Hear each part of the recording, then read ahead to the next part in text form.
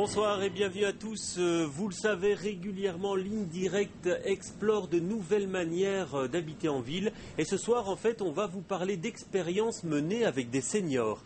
Des expériences qui permettent à des personnes âgées de rester chez elles. Et puis, une autre expérience qui est une sorte de vie commune entre personnes âgées, mais qui garde toutefois une réelle autonomie. Alors ce sont des alternatives qui existent pour l'instant à petite échelle, mais qui sont appelées à se développer dans les années qui viennent. Alors pour l'instant, donc, ce sont des expériences pionnières. Sabine Ringelheim est allée à la rencontre de ces personnes âgées. Je vous propose de découvrir son reportage. Les images sont signées Thierry Duboquet et le montage Anne Lemaire. Oui, j'aime bien aussi. Tiens, qui est-ce qui fait à manger ce soir? C'est pas toi. Non, mais moi ça n'ira pas parce que je suis pas là ce soir. Début de journée dans la salle à manger commune de la maison des Martin Pêcheurs. On est très actifs, hein, donc on part. Il y a plusieurs personnes qui travaillent encore et qui partent le matin, quoi. Donc c'est surtout le soir que ça s'active, mais ça, je veux dire, c'est notre maison à tous, donc on peut venir quand on veut. Ils partagent un concept d'habitation très répandu de l'autre côté de la Manche, mais encore assez balbutiement à Bruxelles, la maison Abbeyfield. Ici, il n'y a pas, c'est pas les personnes âgées, c'est des personnes.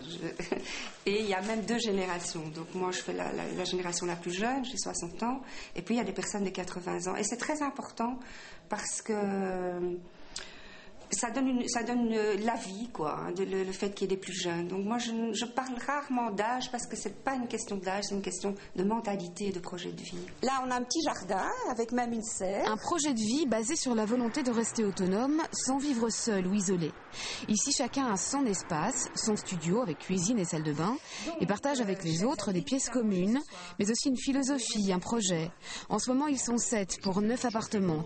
Tous sont responsables de la maison, de son organisation, et chacun a ses tâches. Beaucoup de choses viennent du fait qu'on mange en commun un repas. Ça veut dire qu'il faut qu'on fasse ce repas, il faut faire les courses, il faut préparer la table, et puis après faire la vaisselle, ranger, etc. Donc il y a beaucoup de choses qui tournent autour du repas et des responsabilités que l'on prend. Ben, il y en a d'autres, bien sûr. Il y a l'entretien de la maison. Comme souvent, hein, les cuisines, c'est un lieu de vie très agréable. Oui, vers 5 heures, comme ça, on commence à venir, qu'est-ce qu'on fait à manger, à venir dire les petits potins du jour. Est-ce que je peux mettre la table? Les tâches sont définies, mais la table, ça, c'est un petit peu... on apporte une bouteille de vin, enfin, c'est ici que ça se passe et on rit beaucoup à table. Ici, c'est chez moi. Voilà. Le projet Martin Pêcheur a démarré en juillet dernier. La maison est toute neuve, bâtiment basse énergie, les habitants y tiennent. Elle appartient à la régie foncière de Watermal-Boisfort. La SBL Abbeyfield loue le bâtiment. Les résidents payent un loyer. Vivre en collectivité est une manière de rompre la solitude, mais aussi un engagement personnel vis-à-vis du groupe, avec ses contraintes. C'est le salon, on lit, on a décidé de ne pas voir la télé, mais il y a des gens qui ont la télé chez eux. J'avais déjà l'esprit ouvert à ça. Et c'est quand mon compagnon m'a quittée, je ne voulais plus être seule.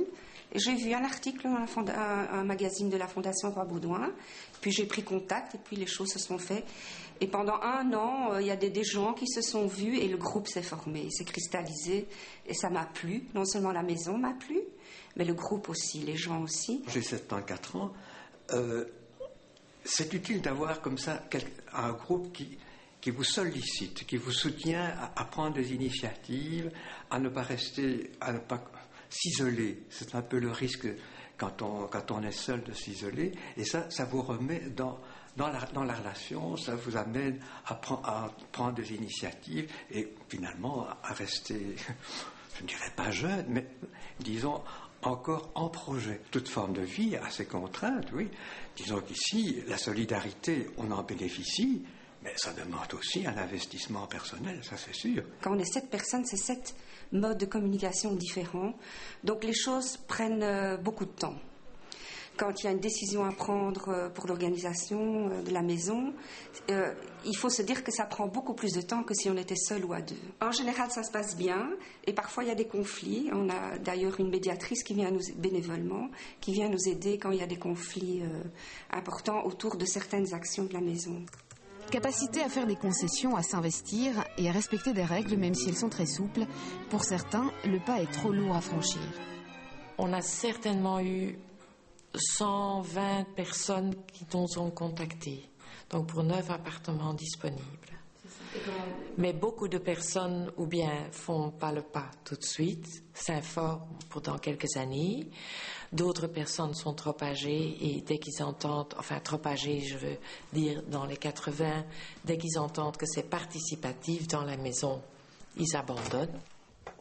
Lucette Bleyenhoeft s'est engagée, elle, dans un autre type de cohabitation. Mais voilà, ici c'est la chambre où habite Marine. Marine, jeune étudiante à l'ULB en vacances pour la semaine, s'est installée ici il y a quelques mois.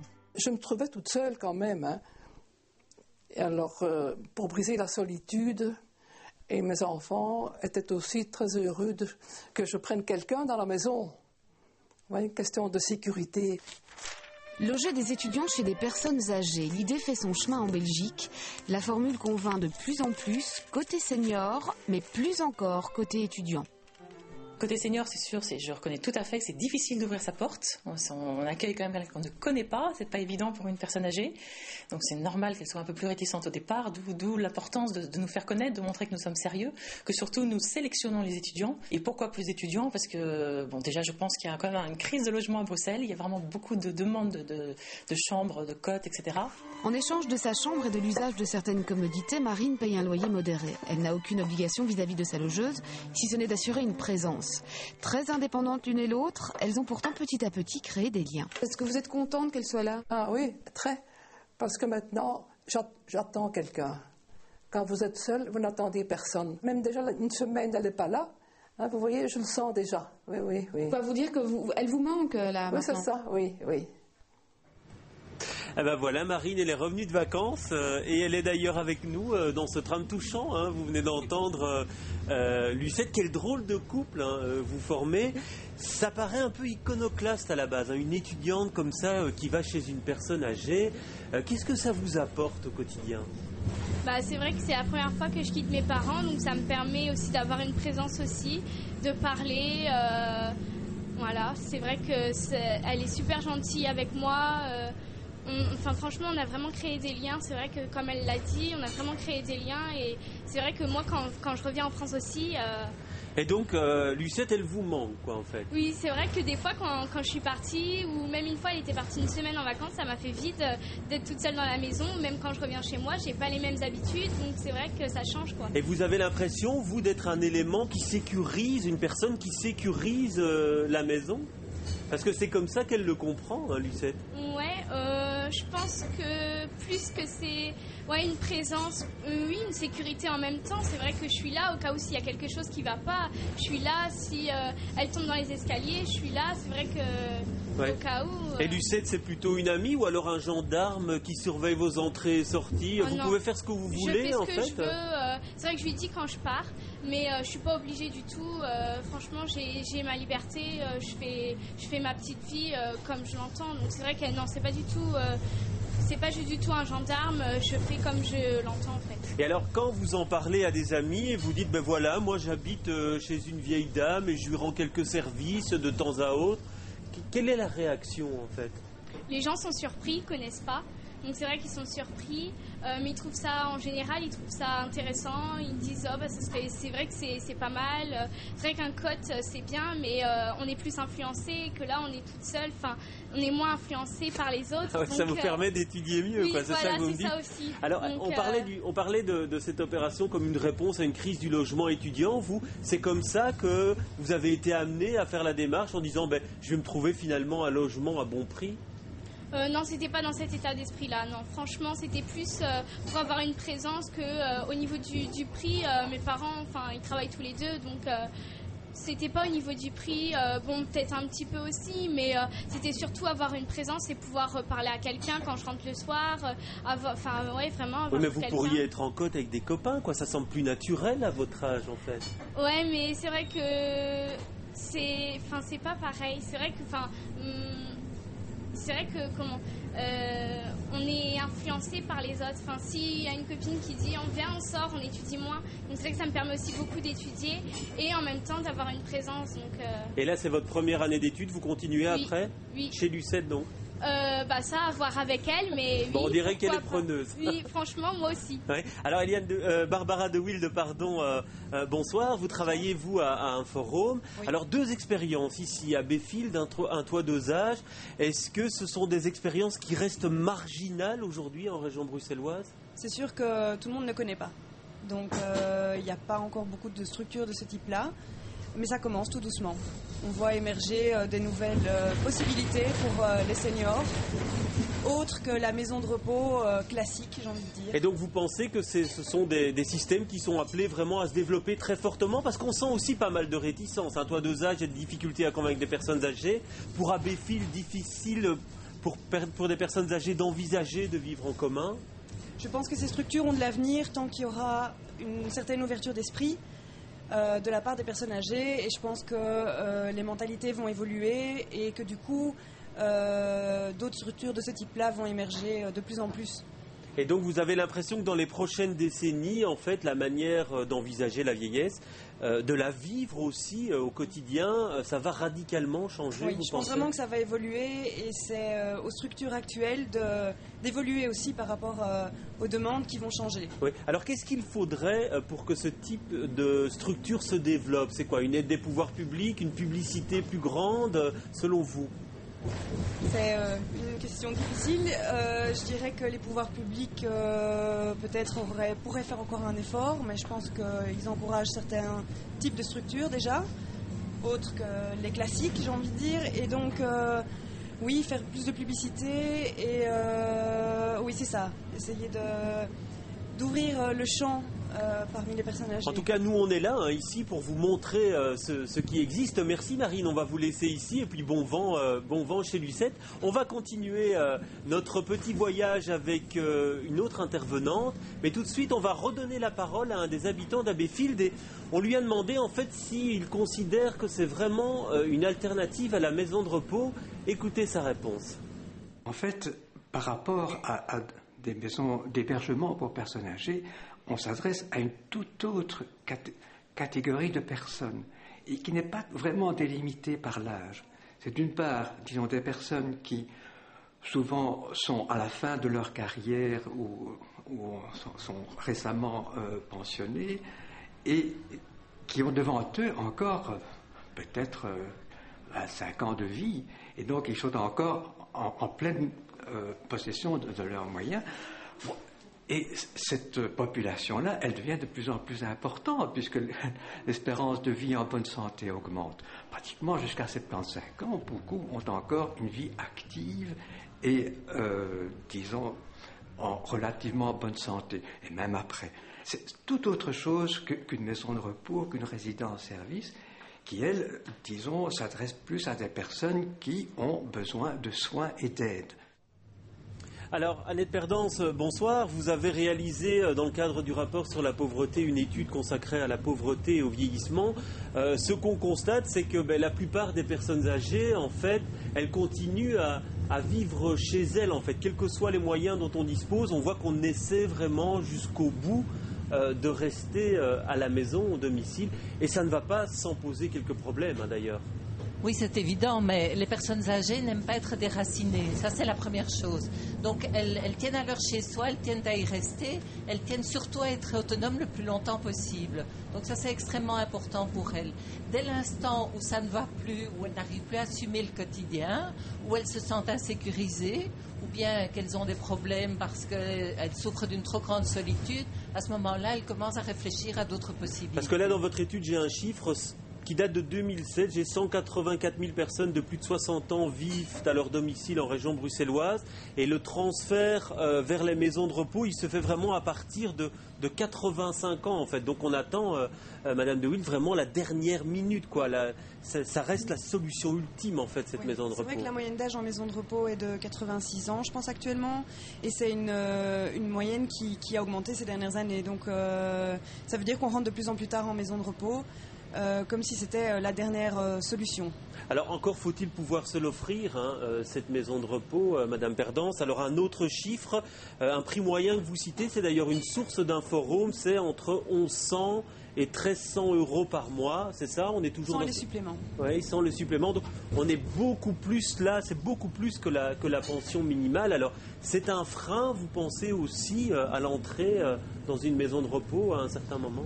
Donc il faut rappeler que la pension minimum est de 878 euros par mois. Et que, effectivement, vu le coût des maisons de repos, c'est quelque chose d'impossible, puisque le coût est supérieur aux pensions minimales et aussi au revenu minimum attribué aux personnes âgées.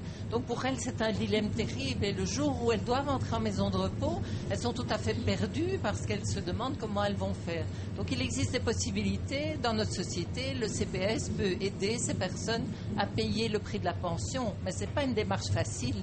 C'est une démarche qui est très difficile pour des personnes qui ont l'habitude de leur autonomie et qui ont toujours géré leur vie. Et donc faire cette démarche, aller demander, c'est quelque chose de très difficile pour les seniors, d'autant plus que les seniors savent que les CPF peuvent demander une contribution de leurs enfants. Oui. Et ça, c'est aussi de nature à les freiner. Alors, vous le dans cette démarche. Ça aussi, assez souvent, un forum, il y a vraiment une réticence quand on doit aller vers le CPS et vers les enfants pour compléter le coût de la pension. Je pense aussi que c'est parfois les rend doublement dépendants au niveau des soins et dépendants financièrement, et c'est parfois aussi difficile pour eux de l'accepter alors qu'ils ont parfois travaillé toute une vie et parfois de manière difficile, et donc c'est d'autant plus difficile que de faire une démarche auprès du CPS. Et donc il y a un double phénomène en fait à Perdance. Il y a une volonté de rester chez soi et puis il y a une réticence à entrer dans les maisons de repos, et donc ça conduit à des situations parfois de grandes difficultés pour les personnes âgées qui restent chez elles précarisées en fait. Précarisés, isolés et en demande par rapport à la société en disant mais est-ce qu'on va m'aider chez moi, parce que c'est pas du tout garanti, les services d'aide à domicile sont débordés, parfois il y a des délais d'attente et il est difficile d'obtenir une aide uniquement de professionnels. On pense aussi aux voisins, à la famille, aux amis, mais c'est pas toujours facile à organiser évidemment. Parce que quand on lit votre document, on sent vraiment une peur des personnes âgées quand elles sont locataires en particulier. On sent vraiment que cette peur-là de devoir changer de domicile à un moment donné, elle est vécue très fortement, on le voit au travers de certains témoignages. Oui, d'autant plus qu'elles vont vers l'inconnu, et un inconnu qu'elles ne maîtrisent pas très bien. Donc c'est à la fois l'inconnu quand on va en maison de repos, mais c'est aussi l'inconnu quand on est obligé de déménager. Par exemple, quand la maison a été rachetée, qu'on est locataire, on reçoit le préavis. C'est vraiment toute une démarche pour trouver un autre logement et un prix abordable. Il ne faut pas oublier qu'à Bruxelles, les prix des loyers sont excessivement élevés. On trouve difficilement en dessous de 400 €. Et avec une pension de 878, il faut compter le gaz, l'électricité, au moins 100 €. Donc il ne reste même pas 100 € par mois, par semaine, pour se débrouiller. Alors, on développe des stratégies alors pour tenir le coup, on va dire? Alors ça dépend des personnes évidemment. On vieillit comme on a toujours vécu. Donc les personnes débrouillardes continueront à chercher des solutions. Les autres vont se trouver coincées, captives, et vont peut-être attendre de l'aide qui ne vient pas du jour au lendemain. Donc on a toute une série de situations. On n'a pas des comportements uniques de la part des seniors. Chacun a ses manières de réagir et de faire face à l'adversité. Mais il est clair que les services sociaux ont un grand rôle à jouer là-dedans. Et dans ce cadre-là, quand on vient frapper à votre porte dans une situation d'urgence, à ce moment-là, qu'est-ce qu'on fait? On fait avec les moyens du bord, essayer de trouver une place en vitesse qui correspond peut-être pas à ce que la personne âgée souhaite? Alors nous, on essaie justement pas de travailler en urgence. Donc nous, on insiste en fait on essaie de sensibiliser la population âgée pour qu'ils essayent de prévoir l'urgence. Donc de réfléchir vraiment à leur avenir, de se dire ok, qu'est-ce qui va se passer quand ça n'ira plus, parce que l'urgence n'est jamais bonne conseillère et on ne sait pas faire de miracles. Donc voilà, bien sûr qu'on aide les services sociaux qui ont besoin d'une disponibilité en urgence, mais c'est souvent au détriment du choix de la personne, de ses besoins. Et, à ce moment-là, on n'est plus maître de son destin, quoi, voilà. En fait. Donc on nous impose en fait la maison, on impose aux personnes âgées la maison de repos, et donc elles ont l'impression de perdre leur libre arbitre. Ouais. En fait, l'idéal, ce serait que déjà 55, 60 ans, on imagine quel est le projet de vie qu'on voudrait avoir et qu'on prenne ses dispositions. Et l'idéal, effectivement, c'est c'est de trouver d'autres alternatives aux maisons de repos. Parce que pour l'instant, c'est ou le domicile tout seul, ou bien la maison de repos en collectivité dans des conditions qui ne sont pas toujours adaptées aux personnes. Donc il faut vraiment développer des initiatives alternatives qui peuvent se placer entre les deux, tout en préservant le droit d'association des gens. Oui. Et je voulais dire avec les images négatives que beaucoup de gens ont aussi de la maison de repos.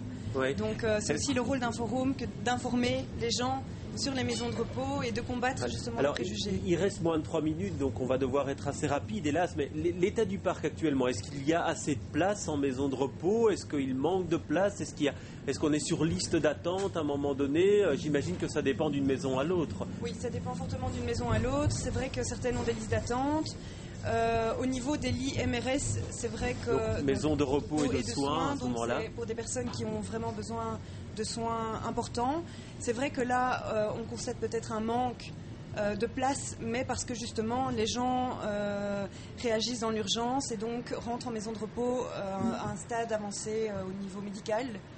Par contre, au niveau des lits MR, donc maison de repos, là, il y a tout à fait moyen de trouver de la place. Parce qu'on a l'impression qu'on assiste à une modification du paysage d'une maison de repos avec des grands groupes financiers qui investissent là-dedans. Quelles peuvent être les conséquences à court ou moyen terme, selon vous ? Ça, c'est un peu trop tôt pour le dire, parce que c'est quand même assez récent, donc on n'a pas encore assez de recul. Voilà, Ouais, et pour vous, Annette Perdance, est-ce qu'il y a un risque là Moi, je pense qu'il y a un risque dans la mesure où ces groupes financiers sont généralement des groupes financiers, donc qui veulent faire du profit et qui cherchent la rentabilité. Alors, c'est toujours au détriment d'autres choses, et ici, le détriment d'autres choses, c'est la qualité humaine des maisons plus petites qui correspondent plus à ce que les personnes attendent. Oui, vous avez ce diagnostic-là aussi, vous, ou pas ? Je vais faire un peu l'avocat du diable. Il y a aussi du positif quand même, c'est que ces groupes ont quand même plus de moyens, donc parfois ils ont les moyens de rénover des maisons vraiment là où c'est nécessaire, d'apporter aussi une certaine organisation différente. Voilà, donc il y a quand même aussi du positif, mais c'est vrai que le côté impressionnant du groupe peut effrayer certaines personnes. Voilà, on n'a pas épuisé le sujet, mais on va s'arrêter là, mais on suivra. En tout cas, on a constaté que c'était un paysage en profonde mutation et on continuera à suivre cela sur les antennes de Télé Bruxelles. Merci Madame de Wilde, merci Madame Perdance d'avoir fait ce petit trajet avec nous. Et moi, je vous dis à bientôt et d'ici là, portez-vous bien.